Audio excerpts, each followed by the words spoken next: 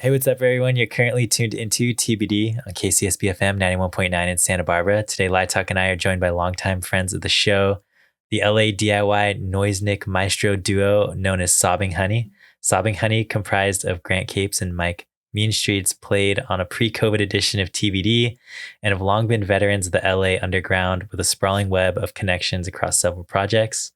Their latest, Mellela True Stereo, is a document of mid-January 2024 performance at the 1234 Test Kitchen. It is out now on Already Dead. How you guys doing? Great. Super good. Sick, dude. Well, it's like cool to have you guys like back on TBD, I guess. Yeah, that's funny. There in person.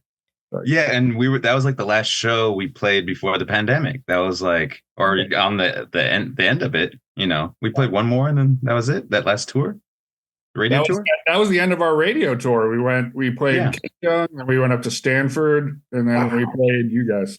Yeah, right. Because I remember you guys saying you played like the Stanford Noise Fest or something like that, or like 24 hours broadcast of noise music. Hours, yeah. At 4:30 in the morning. Yeah, that's sick. Who were the other heavy hitters on that block? Do you remember anybody, or was it just kind of like sprawling collection of West Coast droners? It was a sprawling collection. I don't recall one of them. I think at the time some of the names sounded familiar enough, but they weren't people that I knew, and it was just the whole this other part of the larger West Coast scene, if not even bigger than that. Who knows? Yeah, a lot of the earlier incarnations had more freaky folk and, you know, bigger act names. But this one, there's a lot of people in that town that I think cycle through it and look forward to it. Oh, that's pretty sick, actually. I never really thought of like Stanford having like a noise scene, I guess. I don't know.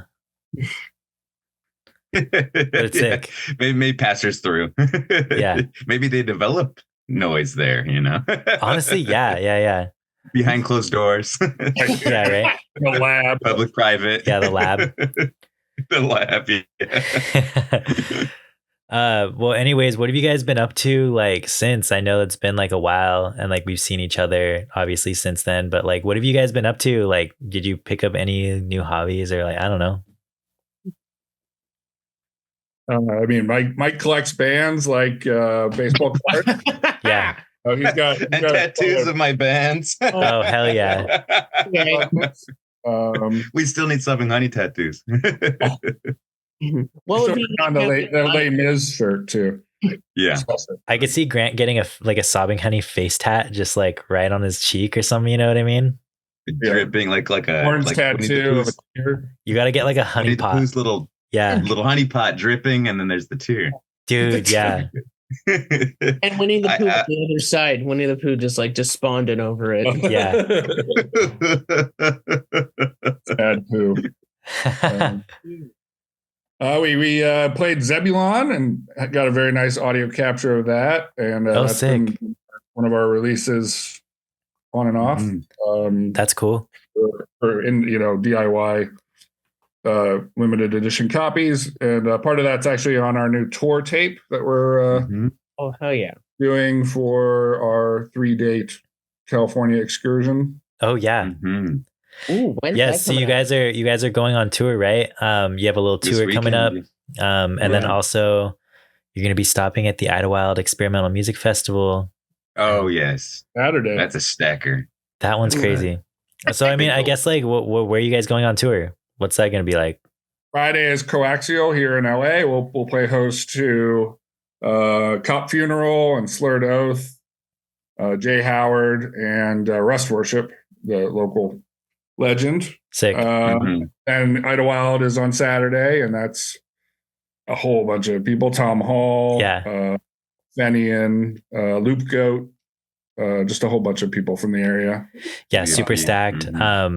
Yeah, the homies Slurred Oath and Jay Howard from the 805 are going to be playing. So cool. They're along for the ride for the whole thing. Cop Funeral, Jay Howard, Slurred Oath, and us. Cool. And then we're playing at Grover Beach at Fuego with Muscle Beach as well. That's sick, dude. Muscle Beach is like one of my favorite bands recently. Yeah. I love that spot. Yeah, they make really good sandwiches. That's sick. It's like part of the pay is like they have a quesadilla like banh mi fusion Oh. thing. It's like, yeah, duh. Interesting. I'm gonna take one to go and eat one there. Yeah. Delicious. Wow. Super good.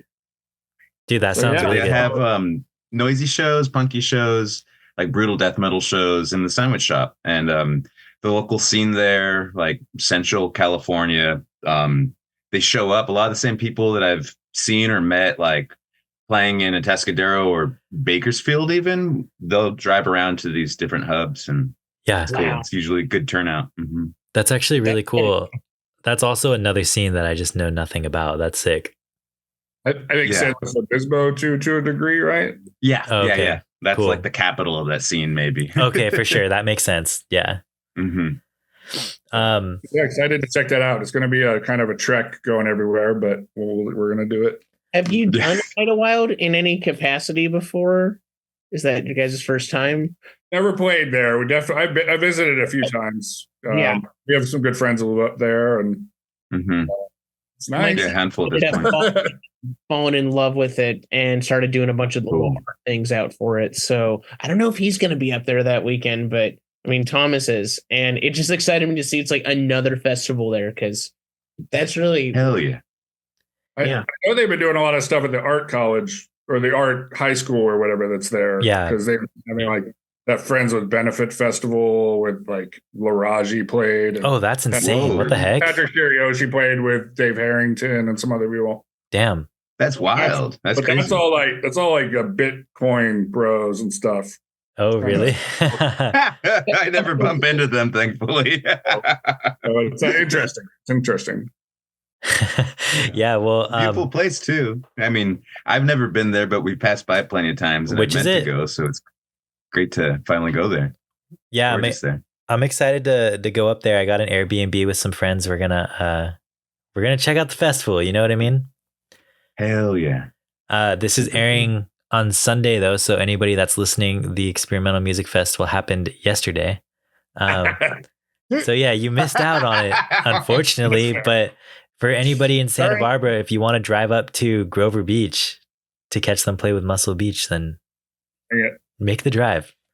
That's gonna be a hot show. Yeah, that bill is insane. That is crazy. Yeah, Scott was telling me that like Muscle Beach like hopped on, and yeah, awesome. And they're the homies. They're like close friends, and they're keep on hearing the best band in the world, and I'm fine with that. Yeah, for sure. What were you saying, Maddie? Oh no, I was just wondering also at Idlewild, who were you guys looking forward to seeing? Obsolete is definitely one of my big draws. He's playing very early with their Itai. Mm-hmm. Lots of oscillators, old hardware tech. Oh, all right. So I think that they're playing second. Metal Animals. The first act is Dan Brown from Hall of Fame Oh, nice. and Tower Recording Zone. Like it's his band for people who are up in Idlewild. Oh, cool. Nice. And then Hater of Man, the last one is Sandor and Pete Majors. Pete Majors is throwing the whole best. Yeah. Oh, okay, cool. I was wondering. I was gonna ask who's like throwing that. I was thinking Majors, about. and then also, sorry.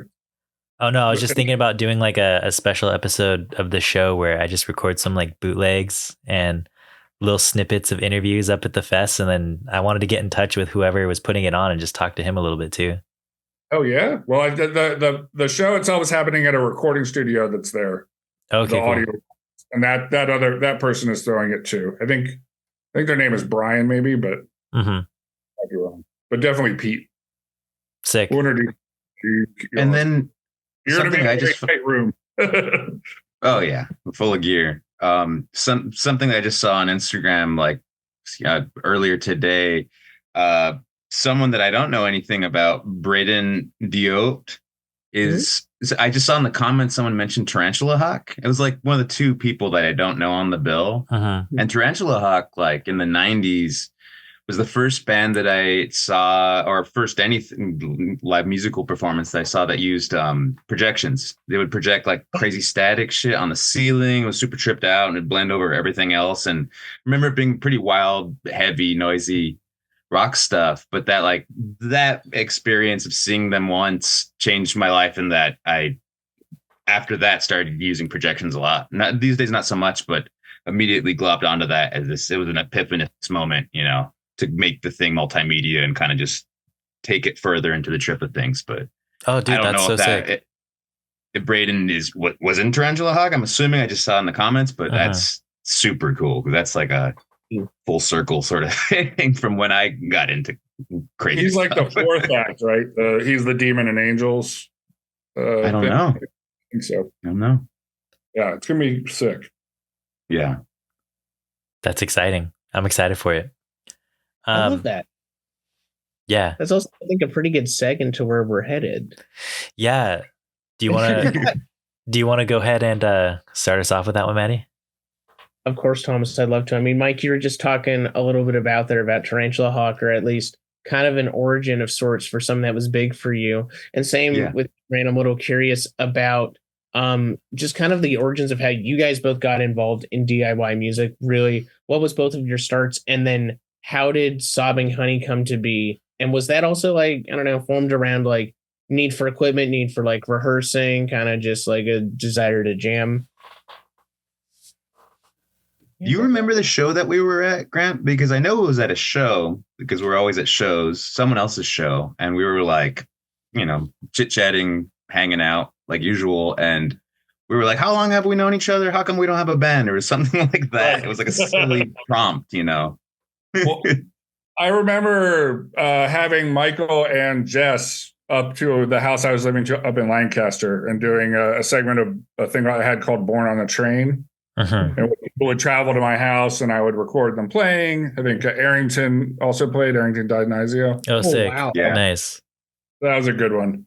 And it was just friends of friends hanging out and talking. And, I had known Mike for many years before, and just to a degree, from running the Echo Curio in Echo Park, and then Human Resources. And it just seemed like, and I had finished up a group with two theremin players called Obscurer. And, I wanted to do something else.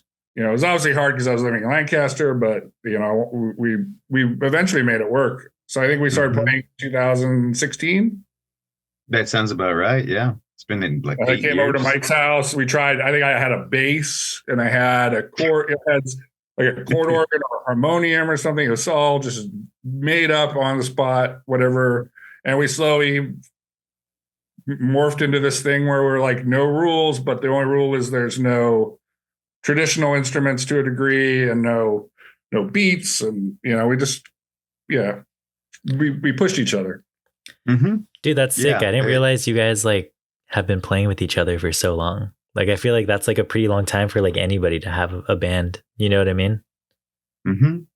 Yeah, and it's gone so smooth in a funny way that it doesn't seem that long at all. It's like, I listened back and I could hear the developments, and we kind of are constantly introducing new signals or instruments, different sounds. With that, it's like more of a flow. All of it coalesces into the new thing that sounds like the old thing, but with we're always kind of experimenting. Some preparations that both of us are using new gear for this next string of shows that we're playing, this little tour.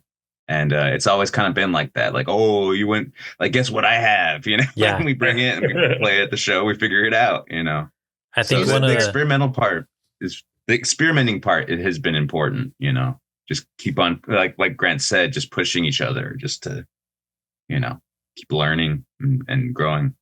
And I don't think we felt that urge to be like, this is going to be it. We're going to do it. We're going to, just boom, boom, boom and keep playing. And we're going to play every once in a while when it feels right, when we have something to say, or we have good friends to play with. And I think we strung together a couple really cool things already. And it's just going to keep going at that pace, I hope.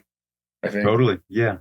Yeah. We've been really lucky and blessed with what we've been pulled into, because people will ask us to play, and very often it's really flattering bills, real cool people that we learn from playing with. And since it's all improv, we don't we'll prepare by practicing and maybe making a recording. A lot of the recordings are like right before a show too, just because we record all the rehearsals.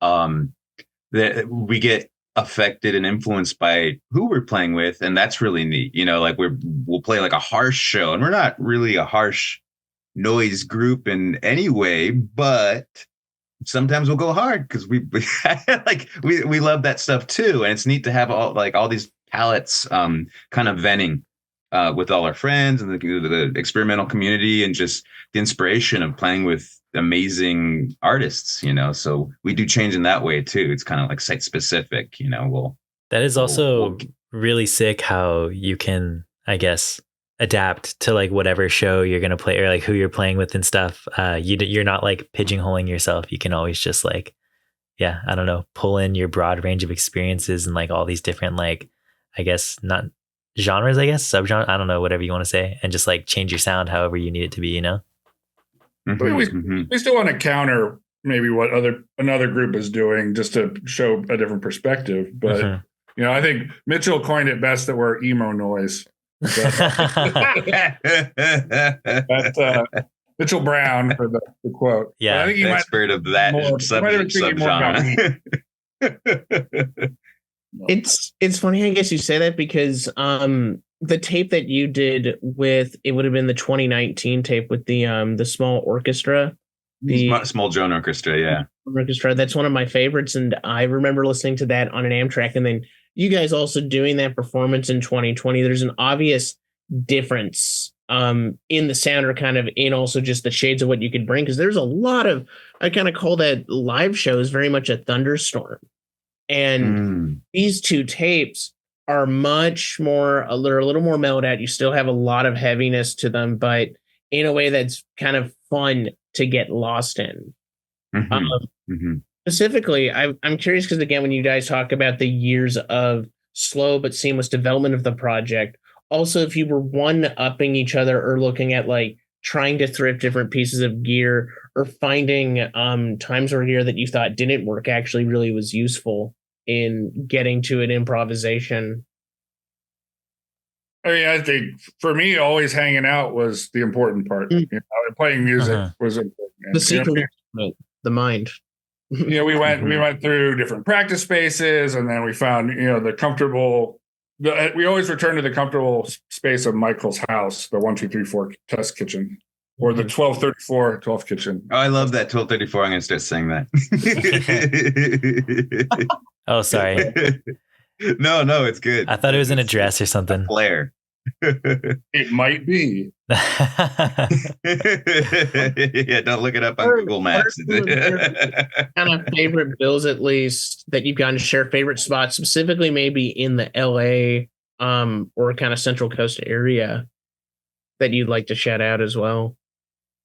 Oh, like like shows like that we've shared with the bill with other artists? Is that what the question? Bills with venues. I mean, I think we might have a mutual favorite venue, and probably that one bill that we played there was insane. What do you think, Grant? What are we talking about? Transplants, brewing, and with Matmos. Oh, that's sick. Transplants is like an amazing venue. They have incredible sound. They have all kinds of music, a lot of freaky stuff, but a lot of like metal, punk, rock kind of stuff. But the owners are really interested in noisy, avant-garde, heavy, different sorts of sound. And so Grant made the connection originally, and soon after places were opening after the pandemic, he booked this really fucking great noise show that we played, and we made this friendship with the venue, and they will reach out and invite us to play. The venue asked us if we wanted to play with Matmos, and I was like, of course. This is amazing. For sure. The sound there is the brewery or brewery venue. Brewery with a live concert venue next to it, in the warehouse next to it, with the best out there in Palmdale. Dang. Out there in Palmdale, not that far. Like Daycation. Well, Banana played there. Yeah, Napalm Death plays there. Like, that's crazy. Brujeria plays there. It's they got it going on. It's a sweet spot. Michael's gonna play there in September. With who? On another band, another tour. Yeah. Favorite spot. Yeah. Dang, that is cool to hear. I guess that is one of the better spots that has popped up, thankfully. I was gonna say, I guess like talking about like the gear and stuff you use. The first time I think I've ever seen an oscillator used was during your set at KCSB. Yeah. Well, I thought that was sick. I stole it from the guy who did Oscillator, the group called Oscillator. Oh, really? It's just a thing. It's such a pure sound wave, you know. Mm-hmm. It's not the easiest thing to cart around, but it looks cool too. It does look cool. It looks cool. And it's not that easy to play because it's you're just playing a big knob, but yeah, you kill it. I forget when I can't tell the difference a lot of the time if I'm really deep into playing, like if it's that kind of sound, it could be coming from one of your other pieces of gear. Because it's hard to tell the difference because you're so fluent in catching those notes, which is difficult with this big knob, and you're like, it's like a trumpet or something, you know, or a trombone rather. It's like on some other spectrum of things. Lots of delay, lots of modulation. Yeah, that's definitely the key. I don't know if it's the sobbing part or the honey part. That's a hard question. I guess since we're kind of going this route, do you want to talk a little bit about where your latest record came out a little bit? Do you want to talk a little bit about like the newest one coming out on Already Dead? It's out. It's out and about. Yeah. It was recorded during a very auspicious practice before the Matmo show, right? Yeah, I think so. I get confused, but yeah. And it felt really good. And then we went back to our usual well of Michael Razan, the amazing master, cohesiver. He brings it all together. And sick. Mike had the truly prescient thought of splitting the stereo track left and right. So hard left, hard right. Nice. On one side, on the other. I need to get the tape in because that just sounds like it's made for the format to really hear it on that. Yeah, totally. I was listening earlier today while playing the 1993 classic Doom, and I thought it paired brilliantly with the. That's awesome. I had wondered personally. I'm like, they're making really good soundtrack music. Have you guys been approached to score soundtracks again? Do you even look at like just to ideas beyond Sobbing Honey of like film scores or just kind of, you know? Funny you should ask them. That's who set this interview up. But let Grant answer this one. We've been talking to our friends. We are on the doorsteps of doing a soundtrack, a live sort of soundtrack to a friend's film called Agitated. Sort of a psychedelic, paranoid desert traverse through hell. So sick. It's going to be. We're doing that at the end of the month, and hopefully that film will be out. The film is already cut, but you know we're the last step in terms of the sound. Actually, Sean McCann is doing a lot of the other. Oh wow! Oh, that's pretty cool. And sound effects for it. He's working in the film industry now. Oh, really? That's wild. Yeah. I actually used to work with him for our Avid technician company that I worked for, but then he moved on to be more creative, which is surprising. So he said, I remember I found one of his tapes up at a half price to books in Berkeley. One of his singles from like 2009, and I was like, "Oh, sick!" Yeah, he's hell yeah, out and about. I mean, I regularly find records that he's mastered. Absolutely, yeah, he's all the time. It's ridiculous. It's like, okay, of course. Got the ear. So yeah, so that's a soundtrack thing. You know, we're obviously open to do anything else, but you know, nobody's asked.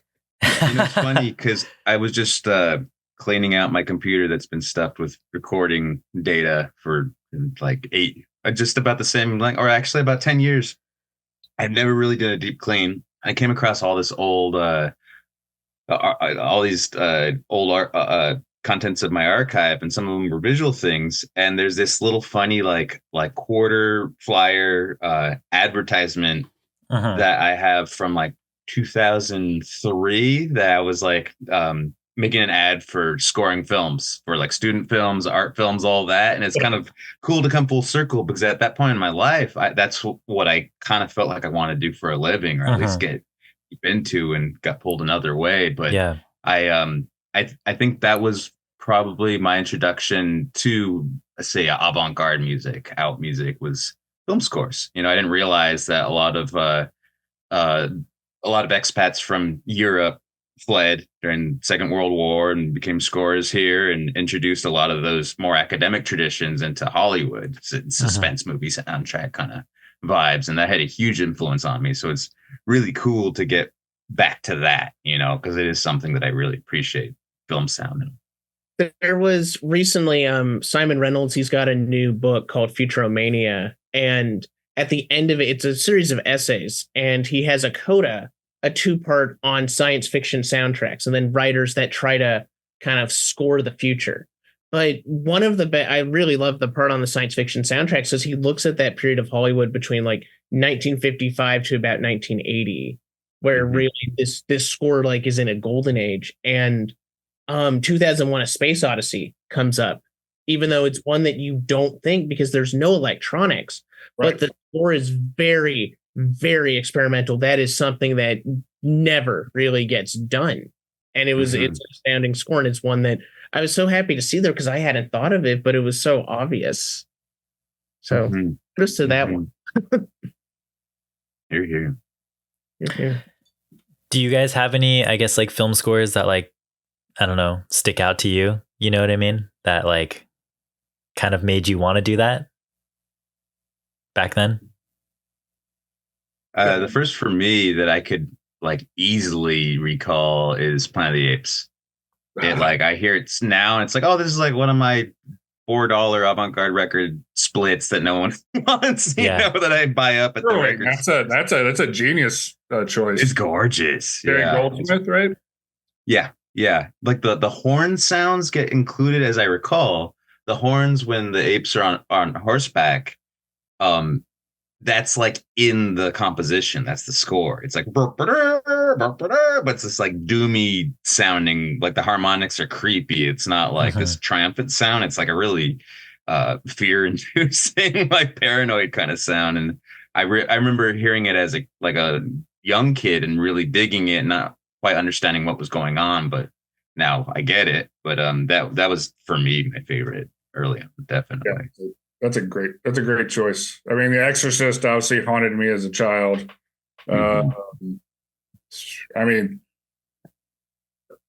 current stuff. I mean, I love the Requiem for a Dream one with Kronos Quartet. Clint That's Kronos Quartet. I never realized. Wow. Yeah. Dang. Under the Skin by Micah Levy, I believe is her name, is probably my favorite, like more recent last 10 years. I have that on vinyl. I listen to it like all. That's like people come over and you have a cool spooky vibe. Like, perfect. That one, and then their follow up with Jackie. I think the score for Jackie they did is really phenomenal. Oh my god! Okay. Now I have to go online and buy something else next after this call. I mean, I'm a sucker for the Mother's Bow, Rushmore soundtrack. I'm a DJ, so I love the song parts of soundtracks too, obviously, but score. Well, my favorite movie and soundtrack of all time is Dawn of the Dead, though, I must say. That's like 10 out of 10, perfect. That's great. Love that. Who made the soundtrack for that one? That was This Goblin. Oh, okay. Yeah, and it's like my favorite material of theirs by far. Upsonic Crux used to cover one of their themes. Oh, really? That's sick. Yeah, as a kid, like I saw them doing that. Maybe it was like 2003, 2004, if not a little later. And that blew my mind. I was like, oh wow, someone did that and is able to do that. Of course, that band's able to do that, but fit so nicely in their repertoire. It's amazing. Yeah, that's sick. All the Carpenter stuff too, obviously. All the 13. The Thing. Those also come up in the Reynolds book, and the best part is that he just made them. He's just like, I just got to get these done. He did not have any nostalgia, or it's just like, this was brute force. Like, I'm doing it. When I moved to LA, I worked at a recording studio, and he was doing Ghosts of Mars, and he had a whole room that just had all his like cheap synthesizers on a table, and he was working. Wild. Wow, That's cool. I wish I had a camera phone back then. Yeah, for real. 2001. One of my favorite soundtracks, I think, was like for Eraserhead. Have you guys heard that one? I got that on CD. Yeah, that was a good one for me. Yeah, that was like cool. One of like the first, like, I was like, this noise. You know what I mean? It's so well. But anyway, Maddie, where should we move into next? Did you have anything you wanted to jump into? Oh man, I mean, I suppose just because when it comes to both of y'all hearing about the culture stuff is so great, but the web of connections or kind of other shows or stuff, the projects that you guys have been in, Mike, I mean, Grant was saying that you collect bands just like you collect tattoos there, and other projects or things that you found yourself involved in LA. Same to you, Grant, as well. Yeah, I was gonna say, I feel like it's like every month there's a new mic release out in the world. That guys knew you because Ryan knew it from a Tiny Mixtapes release. He's like, oh my God, remember this? Remember Mike? Yeah. Wow. Yeah, it spans, the discography spans for sure. Yeah, and then on top of that, you don't just like perform in bands too, you also like record people's stuff. Like I saw you in like the liner notes for Muscle Beach even. You know what I mean? Yeah.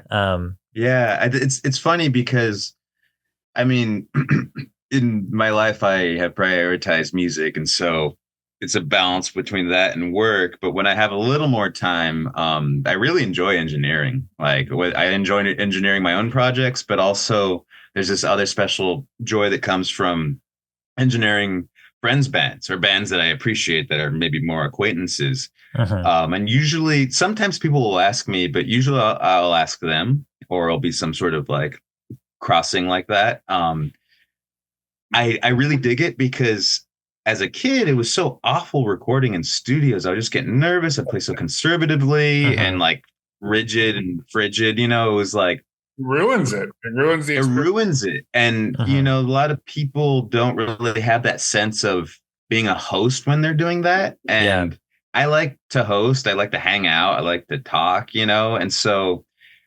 I like having that awareness. And if someone's having a hard time, you get tricky in a cool, supportive, positive way. You know, someone doesn't like the idea of being recorded. You don't even tell them you're recording. You're like, hey, let's just warm up. And then, you know, you surprise them with, got it. It's done. Like, no worries anymore. We're like, you could do another one if you want. You know, there's a certain approach I take. And I feel that a lot of the music, I wish that I would have made better recordings. It was impossible of music before 10 years ago. Like most of everything is, it's subpar to me. And that's someone that has been recording since they were in high school. And so a lot of people don't have any of that skill. They don't have any of, that's not part of them. And so they never get into that. And so I especially like recording people that can't record themselves. Yeah. It's like, it feels like this cool exchange, and I get to take pride in a cool album. You know, Muscle Beach's album is awesome, and Neil mixed it, and I forget who mastered it, but it all came into this being of something that I feel was culturally important. I mean, they're my homies, but also because we're part of the same culture, and I want to be there to support in that way. Other ways, I'm not so good at supporting that way. With the limited time, I could do at this point a few of those a year. There's like recorded some friends in a death metal band called Rut. I recorded recently Hostile Architecture, which is small drone orchestra, Well Don Lewis. Oh, sick. And Janet Hudson or however you say her name. Been recording, you know, like these people that I feel like they need to get documented because they're going to keep on evolving and changing and, you know, go the way of life and probably forget about it. But those things like really help. Recordings, I feel, really help our like whatever pangs of mortality that we feel. Like I feel okay with dying. I don't want to sound tough guy or spook guy or whatever, but because we have recordings and our friends could remember us and our nature and our spirits in those things. And that's like a tombstone in a cool way. It's like keep on moving because you lay the thing down to rest. I feel like that's what artists really need to keep on growing, put it aside, then move on. Yeah. That's sick that I feel like you guys like realize that, because I feel like there's a lot of people that get burnt and just like stop, like they don't just keep evolving. You know what I mean? I like to see the tape as a poop, like a big poop that you poop, and then you move on to the next poop, but then people can track you. But the other poop was better. Why don't you do it like the old poop? You might like the poop before, but somebody else might really like the poop that's ahead. It's like there's no way around that. It's like when they find like those fossilized turds. You know what I mean? That's like what a tape is. Treasure. That's how cassettes are. In all honesty, there's this one from 2010 that I was just sending. This guy's like, people are. I'm gonna have to pull out the name on this real quickly because this is gonna drive me crazy if I don't. The fossilized turd. It is literally a fossilized turd that is really good. It's called Pospelin. Pospelin is the name of the artist, and it's Sun People Sleepwalker. This tape, I'll even drop it in the chat here. You can go and see the value that it's selling for. It's selling for at least $63. Who is this? I've never heard of that. It's just an edition of 50. But hey, some poop like this is like this primo poop. This is a primo fossilized. But I know the label Housecraft, but that's the comments. There's 4 comments of people in the last 3 years just begging if anybody will sell them a copy. Wow. And there's going to be a reissue next year. So this is why these documenting the stuff though is important, because for sure. Discogs. Sometimes, you do want to come back to it. I think there's great reason to. Mm-hmm. We'll see. I think we have our own Discogs page now, so that's none of us. Hell yeah, guys. Mike. I mean, you're in like so many bands and stuff, but I guess before we get to like Grant's side of stuff, like I don't know, name one band that you're in that you really enjoy right now. I guess outside of like Sobbing Honey or something. I guess this is like a kind of a shout out moment too, and it's appropriate in that way. One last question. I'm going to be touring with Australian vets like avant-garde sax and modular veteran Stevie Richards. That's like the next tour that's coming up in the fall, and I'm really stoked on that because we've played together a little bit, but we talk quite a bit, and he tours a lot. That's his thing, and he's coming out here. We're doing a West Coast tour, and I'm really excited for that because it's like this opportunity to make a bunch of live recordings and of course meet and play out and do different combinations of like he's really versatile. And so I'm really looking forward because I'm going to play drums and electronics on that tour.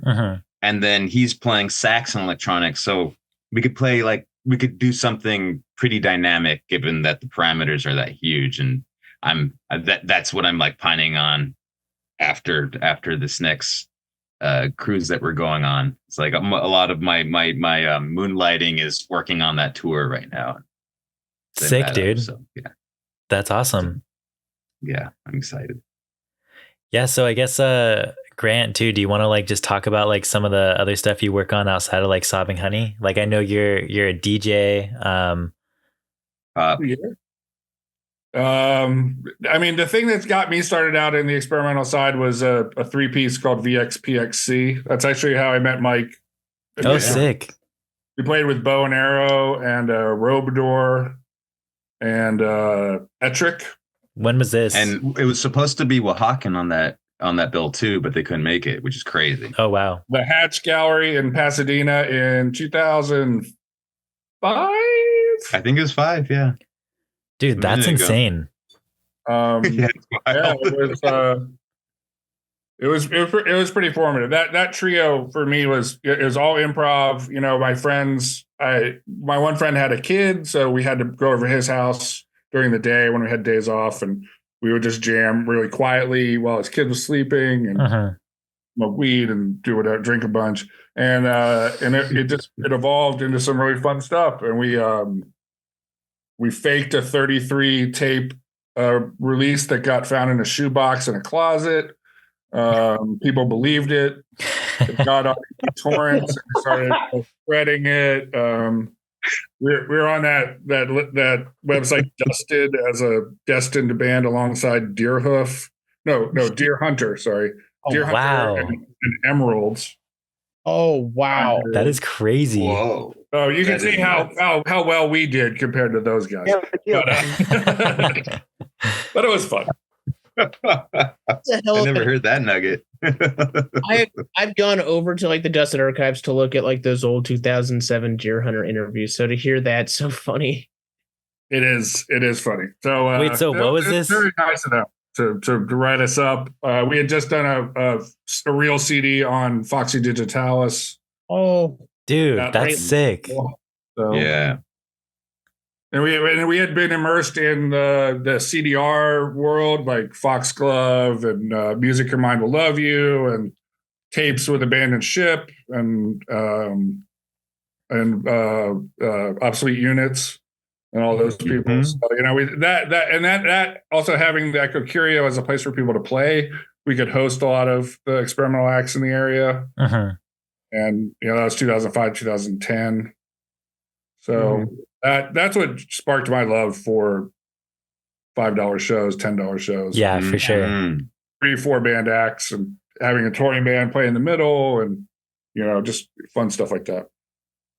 That's I think that just a quick aside, I think hosting and curating really helps one's musical palette as well. Because Grant, I know from having been to his shows that he's hosted, like there's so many amazing acts of all sorts that cruise through there that left an impression, and that's that comes out in people's music, that is the cultural exchange. And I think that's like an amazing thing that you end up absorbing all these insights because you were on the other side of it, Yeah, I see that in Thomas's work. I see that in in Slurred Oath and Scott and those guys, like they. And your upcoming tour is going to be, it's curated with the people, the locals that are, that will, carry that message, and raise people's awareness. Totally. So. Awesome. I guess like one of the things I want to talk about too, just because you guys have like been in it for so long, but like, how do you guys like stay motivated for so long to be in DIY? Like, what do you guys like? What keeps you going?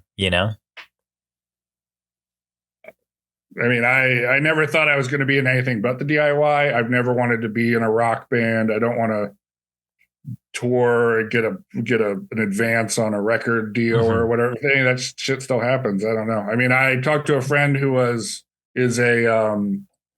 he does like all the legal rights management for like, getting samples covered in rap albums and stuff. And I can't imagine a more tedious job. Like hideous job. Something I would work for Stone's Throw or something. He works for like major people. Oh, I see. I remember there was a meme a while ago, and it's the dad from Coraline at the computer looking all slouch faced, and it says like the guy who has to clear samples for Stone's Throw. Whoa, that's a deep meme of a thing right there. That's good. Oh my Lord! But not to tell stories or to cast or to like to call this guy out. But that guy runs Dias Records. Oh, really? That's crazy. And he's half of it, and he loves doing that part of it. So it's kind of cool. You can find that balance of what you have to do for work, and then I know music isn't a job; it's a life. Yeah. The job lets you have your life. For me. Exactly. Yeah, I feel like people outside of DIY or just the broader music scene, whatever, all our friends that are like not part of the stuff that we like to do with music. But anyways, they always tell me, why don't you work in radio? Like, why don't you like try and work in like the music industry and stuff like that? And I'm just like, dude, I don't think I'd ever want to do that because that would just make me want to quit. You know what I mean? You'd ruin it for yourself. I remember seeing I went to LACHSA, like an art magnet in LA, high school for visual art. Was exposed to a lot of arty things, and one of my friend's sister's boyfriend worked for Nickelodeon.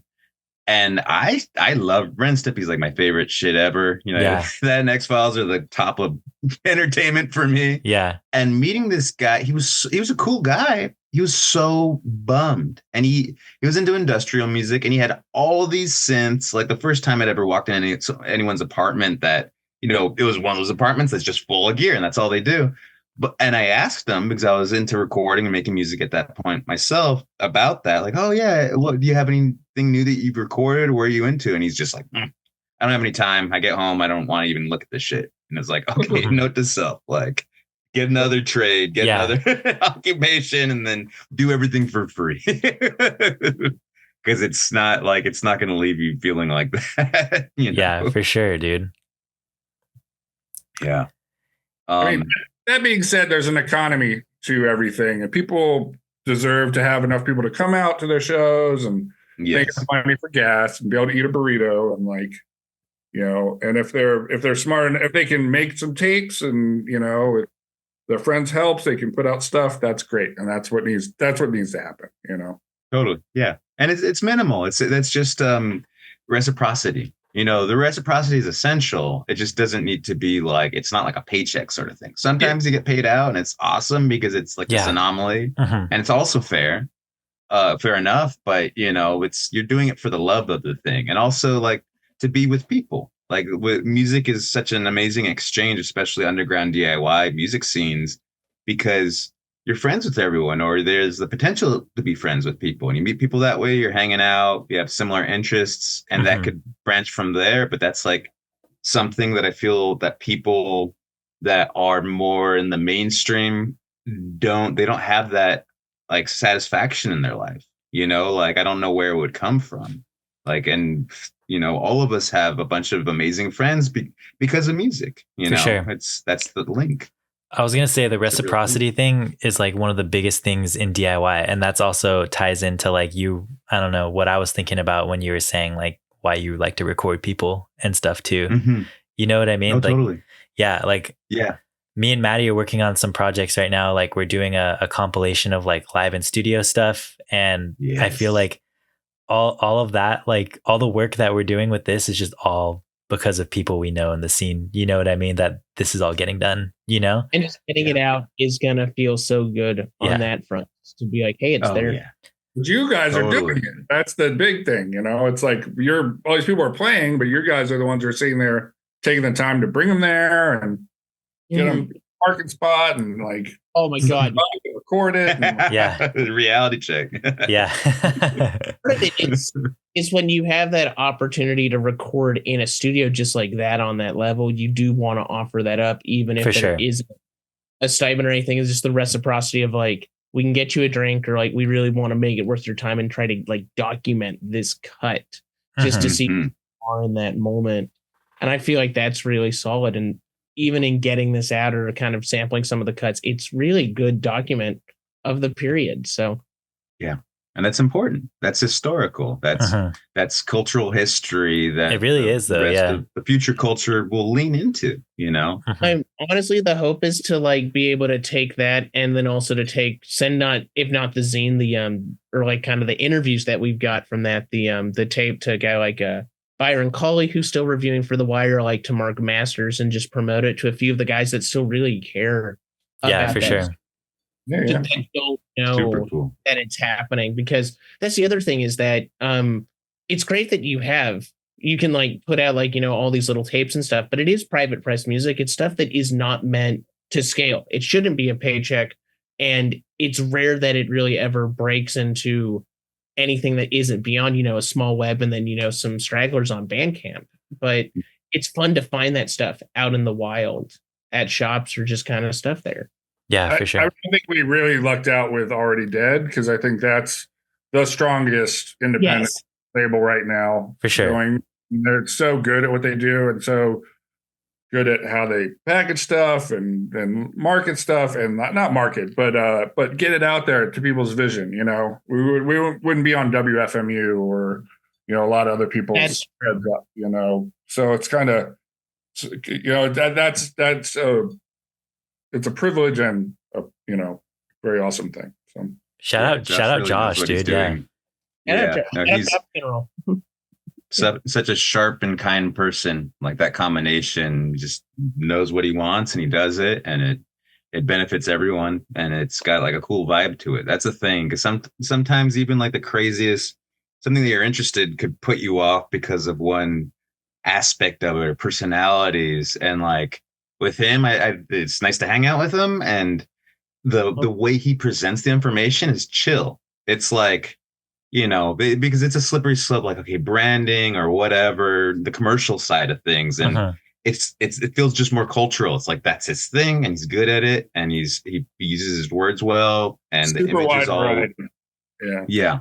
Super cool. I also think it's so sick how like me and Maddie chatted with Josh like a few months back on the show, but one of the things I thought was so cool is how he will put people out on his label wherever he moves to. And like he's lived all over the country, and it's like so sick because you can like see that in like his label, and like now he's putting out like the LA people and stuff. And it's like so sick to see, Super cool. It's smart to super smart, local stuff, and like you said, people don't get to see that all the time. If they're not in that circle. Totally. I don't know what's happening in Ohio, Oh, yeah. But that is true. Yeah. Because of the kind of name of Already Dead, that can get in some little shops or spots, or played on WFMU. It was the other tape with the Electric Nature. Again, I saw that reviewed in The Wire. Byron Cawley got it, and he just was like, okay, let's do it right up. And it's cool to see the little like Already Dead just name there. I'm like, oh, sick. Yeah. Hell yeah. Mad props. And there's just good names come through. Shout out that to the Royal Arctic Institute. I'll give a shout out there, and then another guy named Nandele, has a out right now. I guess this would probably be a good time to shout out Already Dead Tapes Fest happening in Oxnard on August 22nd, with Ian McPhee, Cop Funeral, Mezzanine Swimmers, Peopling, and then a collab set called Sobbing Oath with Sobbing Honey and Slurred Oath. Nasty. I can't wait to see what they do. Yeah. Looking at the curation, this year is probably the strongest Already Dead year. For sure.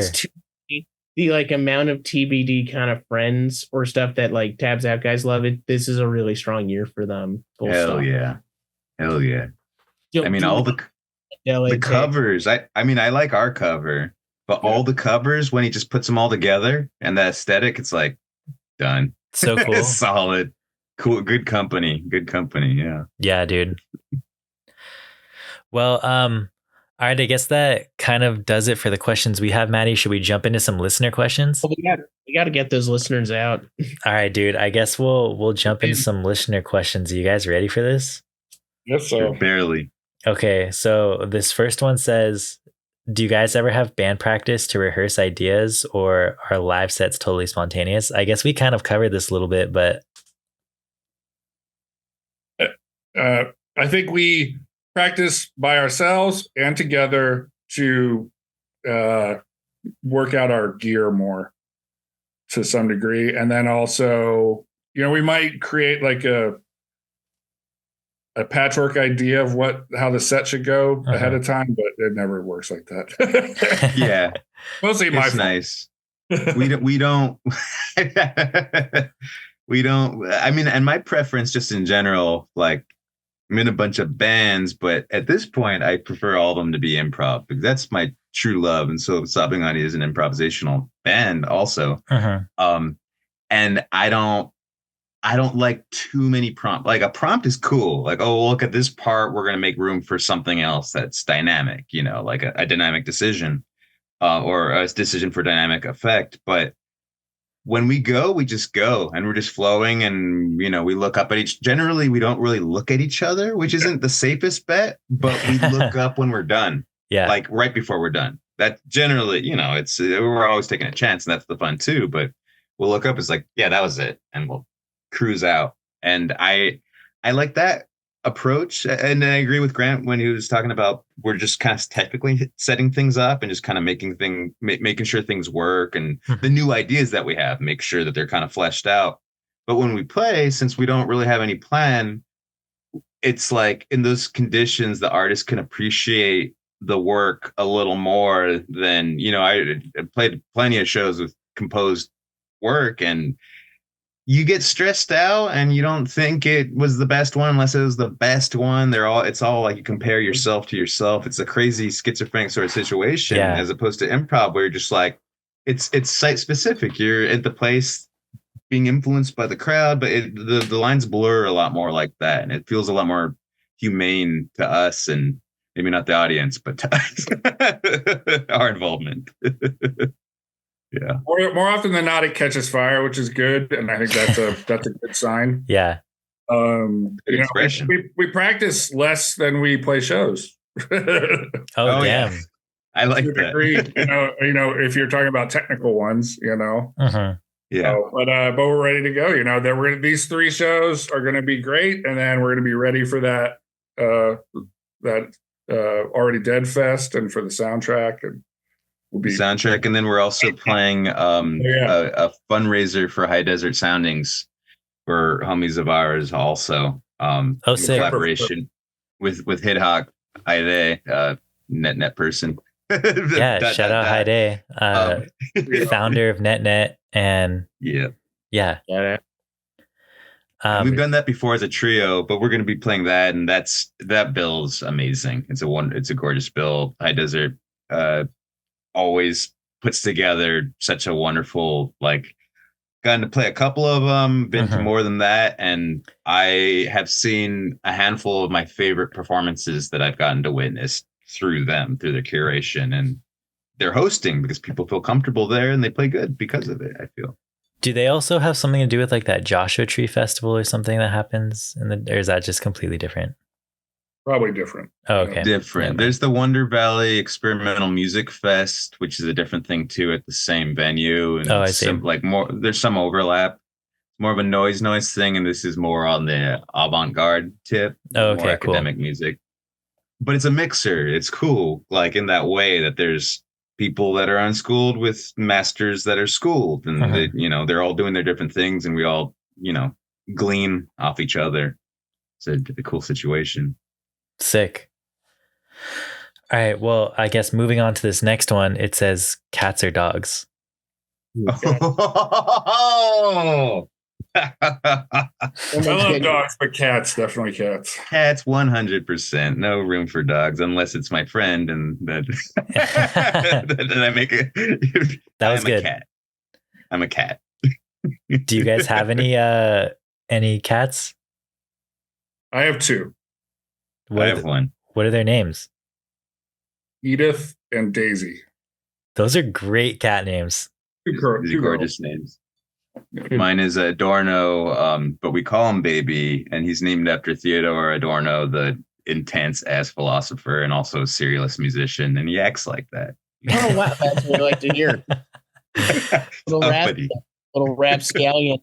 Yeah, oh yeah, troublemaking. Drinks out of a bossy little bowl or a glass thing. It's very cool. He's a great kid.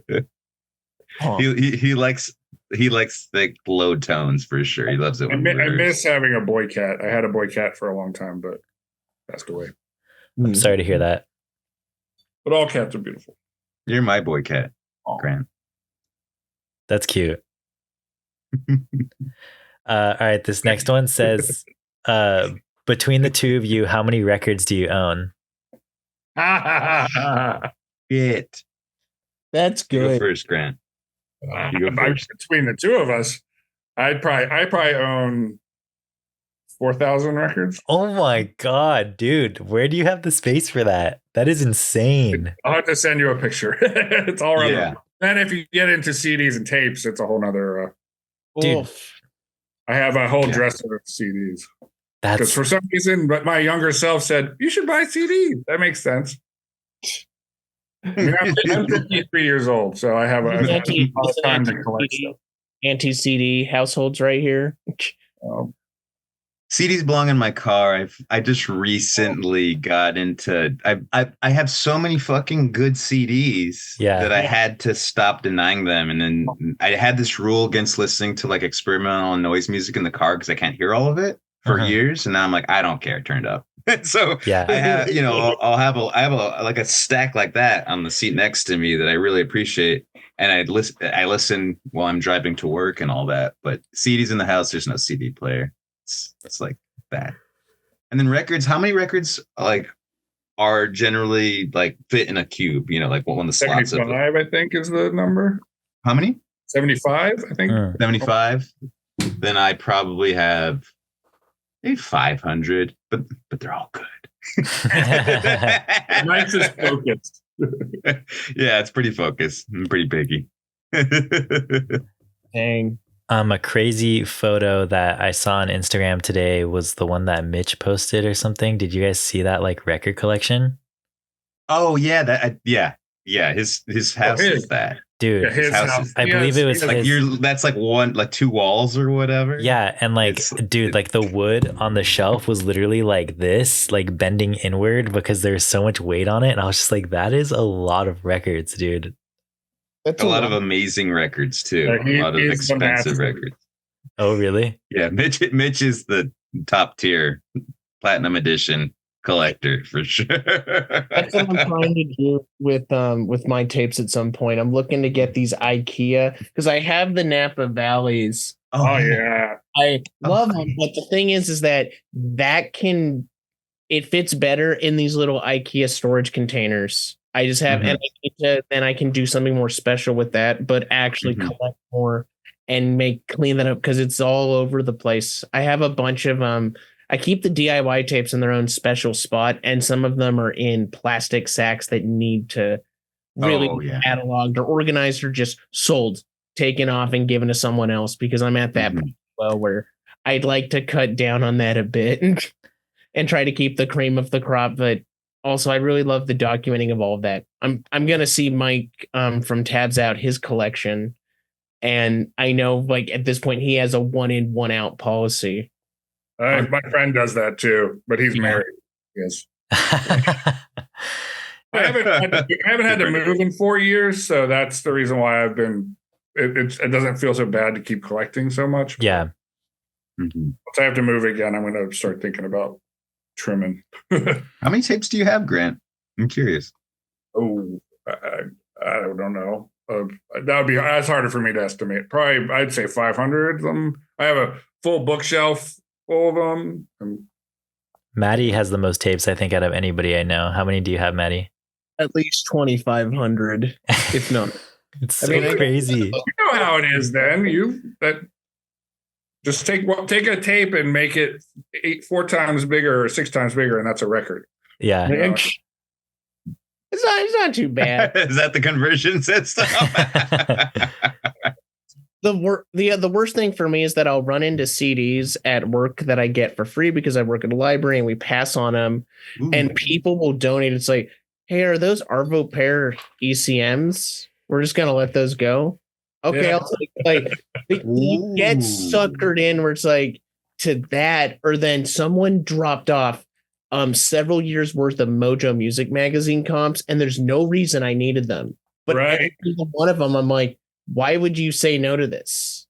And the collections to me are so rock solid that it makes like Spotify Weekly or like Spotify playlists I see because I don't use Spotify, and people will send those mixes. I'm like, you could just get a Mojo comp and just be happy. So much.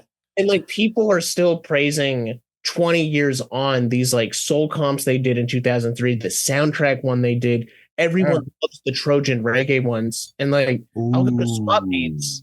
I found this this Trojan reggae comp for $2, and I was looking today, and it only sells like in Europe for $20 or more.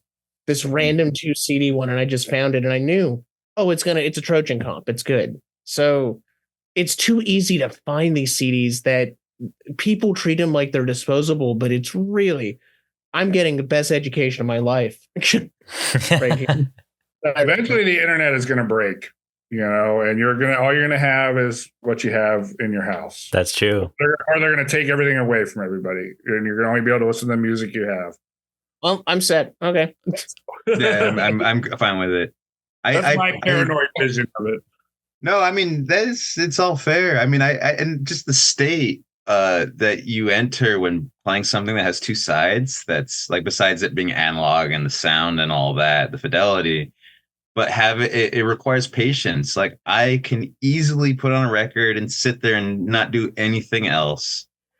And that never happens when I stream anything. I just have YouTube. That's what I use. And I like that. I love it. It's fine. I pay for the whatever red or whatever it's called. It's like, finally I did that.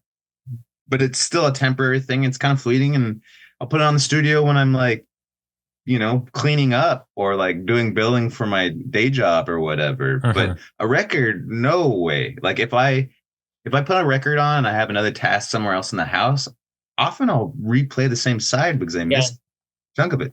Yeah, for sure. And that's living to me. That's that's back to the hearth. It's like, again, I noticed because I've hung out with younger listeners who are not as kind of sharply attuned to listening to stuff. And they're, in terms of like, they don't figure out, or they're like, why is the best song at track 7? And it's like, because it's the start of side B and that's the single. So they don't understand all. I remember getting kind of angry with people. We were listening to Aaliyah's 1 in a Million. I'm like, guys, you don't have to listen to 73 minutes of this. You can take this as 2 37-minute sides and hang out with that and be content. Like, totally. You are able to bypass the, like, you should not be scared of the bloat of this stuff. These are great albums. You just pace your listening then as a side. Yeah, as a side. One conjecture I'd like to make, because I entirely agree with track 7 being the best track. Oh, yeah. Track 10, if there's 10 tracks, or like say 12 or whatever, is the slowest, and track 2 is the fastest, the most upbeat. 2 is always the banger, or the simple. But 7's has banging, and it's more articulate and dynamic generally. I'm surprised we don't know what track numbers are anymore, but I barely do. You guys don't make it easy. It's just side A and side B, and they're both really good pieces. That's the other thing, again, I got to praise about the tape. It's under 30 minutes. I thought it was 32, but under 30, like, shit. Under 30's tight. I love that. And as far as like noise, okay, real quick, because it's something I really feel. Say a noise set. When I realize that noise sets, sometimes they're 10, sometimes they're 8, but like a noise set, kind of a full one of, say, like you watch a master, like 18 to 22 minutes, unless there's some other dynamic that's like another side of the record, and you can go somewhere completely different. And that's what a record is. That's the side of an LP. It's like, it's 16 to, whatever, 16 to 20. And it has that kind of, like, it's not even so much a matter of attention span. It's like the thing is complete. It's whole in and of itself. It's so whole that there could be two sides of it, That's like a lot of very intense music is often shorter format too, and that's not because it's like, oh, it's going to tear my head off if I hear it any longer. It's like, the thing was succinct. It said the thing. There's a lot to it. You got it done. You don't need to hear it. You can listen to it over and over again instead if it's that short. It's kind of cool when something's like leaves you wanting. That's a good set. That's a good album. It's a good segue for the LP that we're working on for Gilgongo. Oh, yes. That's sick. Yeah, this is with Anna Hamler from LA Noise. Yeah, Bread Woman, et cetera, et cetera. We recorded at Sammer's spot, Seahorse Sound, Sammer of Handbag Factory, nice. as a trio with her. Sick. And there's been so much going on in a good way that it's needs to be done soon. But it's getting there. We just basically need to edit it down and of course get it mixed and mastered. But we were really satisfied with the result. She's an amazing person, and definitely like a hero and an inspiration. So it was really cool to work with her, and that she was down to collaborate. So that's set for Gilgongo already. The thing's done. We just need to sick manicure it. Yeah, we're stoked for that. So that's going to be the next release. Well, I can't wait to hear that. Do you guys have like a date on that yet? Not yet. Tell me to get on it. Harass me, because it's very important. It's just I haven't sat down winter, if that. Sick. Yeah, I'm hoping because my timeline is is kind of capped at the moment at mid-September, and I'm gonna with the tour with Stevie, but I'm gonna try my best, that being the priority, that we get on that. We agree with the selections and we can pass it on, and that's gonna go to Michael Rozon also, because he's, but there's a handful of friends that do really good work, but the relationship with him, he understands us really well. Yeah. Grant's known him for a long time. I met him last decade through other friends, and I pretty much take everything. He's changed my engineering and audio life. Like, I learned so much just from sitting around him, and he'll make suggestions. And at first I was bringing things just to get mastered, and he recommended that I take stems in. And so, like, I've become a lot more like a much better engineer because of him. And so pretty much 90% of my output of everything, including, like Gasper, that's all Mike Rozon. Sobbing Honey is all Mike Rozon, all the different bands and projects. And I love his vibe, like, because he knows how to handle everything. He came to the States originally as a jazz fusion drummer, so he gets that, jazziness, rhythm, all that. But also, he produced for years and years Bastard Noise. Damn, that's Ministry. sick. He knows heavy stuff. He knows artistic stuff. He knows noise and how to make it sound like the full spectrum sort of experience that one would hope for. So salute to him. Big salute. Yeah, so sick. And him, like Sean McCann, is like a lot of my records. I look now, I'll see, oh, guess who mastered it? Guess who mixed it? It's cool to be part of that sort of lineage, Yeah, that's like, I feel like that's like super rewarding to be like, I don't know, part of someone's work that you've looked up to for like so long, Totally. Yeah. No, and it feels natural too. It feels like, well, that's kind of what happens eventually, there's a certain gravity, and yeah, for sure. It's worked out that way. Totally. Sick. All right, should we move on to this next listener question right here? It says, what drives your inspiration after so long, and how do you stay fresh as an artist? Because we're so old, is that what they're asking? I mean, you got to do something. So this is what we're going to do. That's what I'm going to do. It almost feels like it chases us too, the energy, like it just, a lot of the time I feel kind of like these are just transmissions that come, and we're just kind of conduits, and we're like, and that's the thing with improv too. Like, you just, if you make yourself available, the thing will just keep on doing the thing. And, and it's easy in that way, because we'll just get together and goof off and, do our thing. And then all of a sudden we're like, let's get in the room. Let's go in, and then, blast it out. And yeah. It seems like a natural flow. We don't think very much about it, and that seems kind of like an ideal state. It's like we're the carrier of a virus, so we just gotta get everything to the place, and then boom, epidemic. Pack it all up and take somewhere else. Let it rip. We're gonna be spreading it across California. Oh yes. Lots of setting up and breaking down. That's the worst part, but always it's worth it, It's actually sort of fun. There's sometimes it is like a meditative for sure aspect to it. Wrapping cables, like getting there early. Yeah, both of us are like early setup, no worries kind of mode. We all know each other. I've done enough shows where Thomas has set up all the equipment and PA and everything. So oh yeah. It's kind of fun, actually, when you say it that way. You know what I mean? It's like, I feel like some of the best conversations I have with people are while I'm breaking down or something. You know what I mean? It's just yeah, totally. When you don't even want to talk, but you're like, but this conversation is so good, I have to keep on talking. For sure. Where I'm just like, all right, I'm gonna start unplugging cables, but like, just keep talking to me. You know what I mean? Yeah. Talk and walk. Baby. Yeah. Talk and walk, and then you're the last one out anyways. Exactly. Yeah. It's like the venue's like waiting to like shut down, like close up the shop or whatever. Talking. And it's like, yeah, they're just standing there. You know what I mean? It's like, I'm sorry, bro, but That's how it This goes. is important. Yeah. I'm thinking of the Control Disco show where Mike was playing keyboards with the owner guy. Yeah, that was sick. After we had broken everything down and we're trying to leave. That was so It's sick. got a clip was of that, beautiful. thankfully. That was where the Mitch light recorded shone that. through. Yeah. That was amazing. That was one of my favorite times, like playing on anything. Chairs and an organ. It was perfect. Dude, yeah, that was a legendary night, actually. That was That's so where fun. we That was met great. Funerals, too. Yeah, that was yeah, legendary night. Yeah, that kicked up that set the trajectory, definitely. Oh, This that's year's at least. yeah, dude, that's sick. Well, what a great way to make a connection. A nice gig, you know. Totally. Nice gig in good old beach city of Ventura. You know what I mean? Yeah.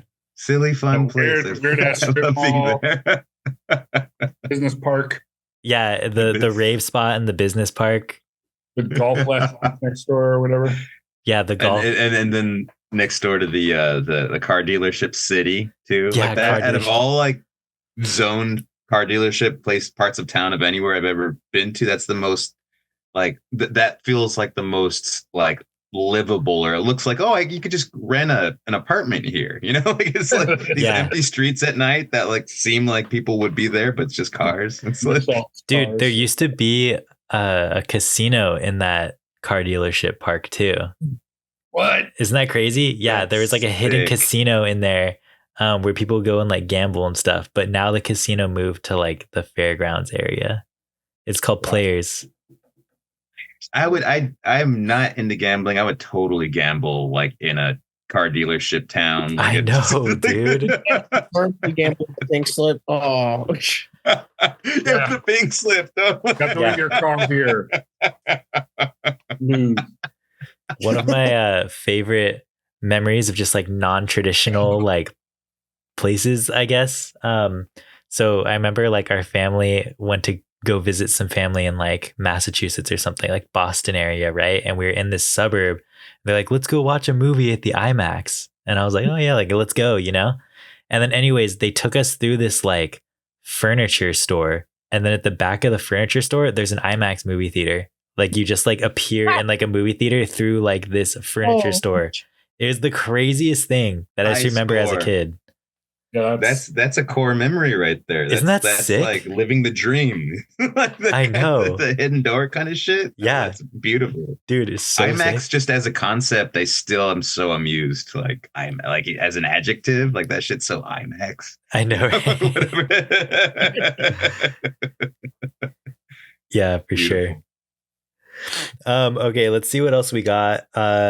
So this one says these other two questions we kind of already like covered, but I'll ask them anyways. You guys can just like, you know, spitball them real quick. Oh, who are you looking forward to see perform at Idlewild Experimental Music Fest most?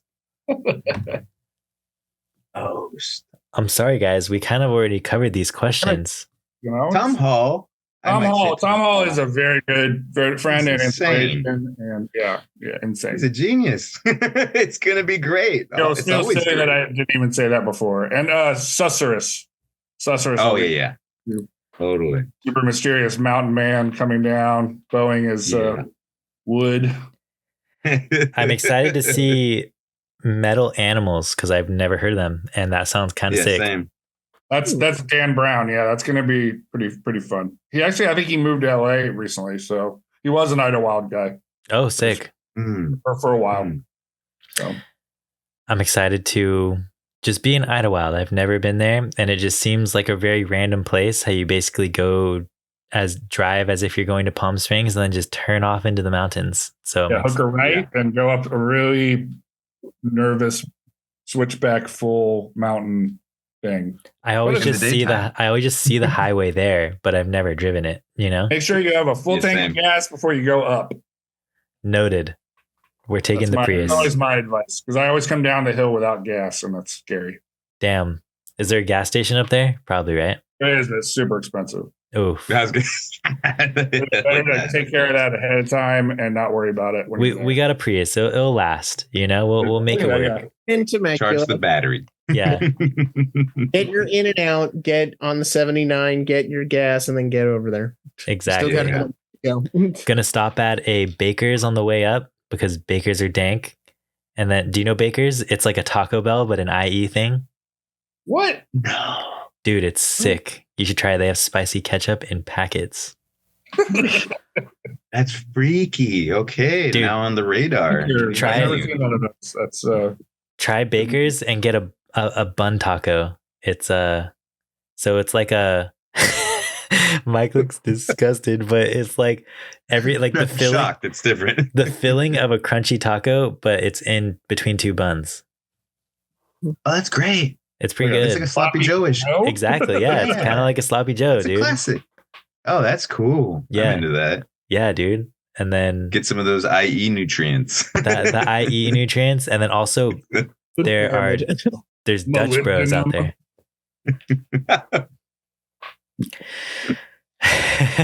All right, guys. Well, I guess that kind of like does it. I don't know, Maddie, did you want to like ask anything else before we wrap up here? I think we've had a beautiful interview. Honestly, That's great. I mean, That's my favorite ever, I think. honestly, you've got it from here. I trust you with this one. All right. Well, I guess one last thing. Where can people keep up with all things Sobbing Honey? The Sobbing Honey Instagram's probably the key. Instagram's great. Mike's Bandcamp is or SoundCloud or Bandcamp.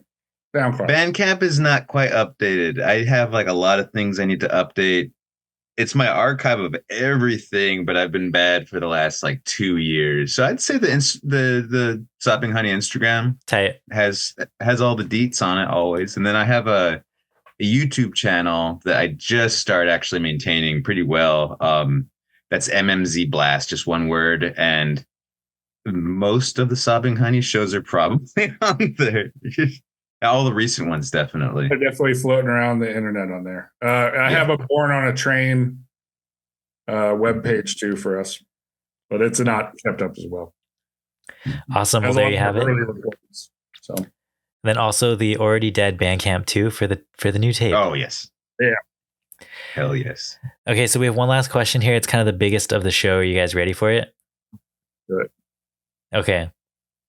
So a rat is going to jump into your mouth. Do you want this rat to jump into your mouth head first or butt first, and why? Butt first, because I don't want it to bite me. That's Bam. smart. Logical. Head first, because I'd kiss a rat. I wouldn't kiss its ass necessarily. I respect that. You got a lover and fighter. Yeah, we do. A lover and a fighter. That's so good. And Mike have chosen wisely. The rat's gonna be very thankful. He's gonna give you a little salute on the way out. Just like hop down. We'll pass you real quick. We'll just Yeah. He'll be telling the gang about Sobbing Honey. You'll have new generation. So these are the life choices you guys face in Santa Barbara, huh? In college. Yeah, for sure. It was with the skunk, actually. There was a skunk that was outside of Manly for several months. That would haunting it. torment me. Skunks are so scary. I tiptoe around them. Yeah, they're mean too. Yeah. They're like stylish and pissed at the same time. So messed up. They're like, yeah, and then lift their tail, and you're like, oh no, yeah, none of that. People Pepe Le Pew. Yeah, that's I so love good. him though. He's one of the faves for sure. Spirit animal. Well, guys, I mean, I guess that's all we kind of have for today. Thanks so much for tuning into TBD here on KCSB FM 91.9 every Sunday, 4 to 6 p.m. This has been Sobbing Honey out of LA. Thanks, guys. Oh, and then also you can see them locally if you don't catch them on their tour. August 22nd, doing a collab set with Slurred Oath, with Peopling, Mezzanine Swimmers, Cop Funeral, and Ian McPhee. That's going to be the Already Dead Tapes Fest. At the showroom in Oxnard. The showroom in Oxnard. Thanks, guys. Thank you. Super fun.